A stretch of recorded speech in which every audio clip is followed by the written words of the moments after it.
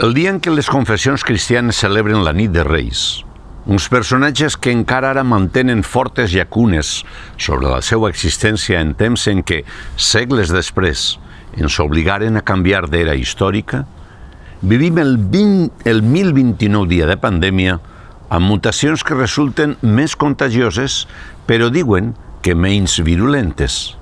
I també vivim el 341 dia de guerra sense caserna al vell mig d'Europa.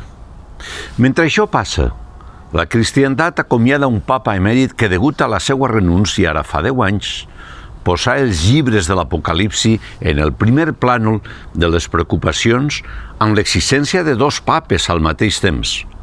Una pàgina viscuda ja, amb els cismes. De qualsevol manera, en la data d'avui, sols cal pregar pel manteniment del seny en aquesta societat de consum i que els més joves de cada casa procuren viure el futur amb una altra esperança.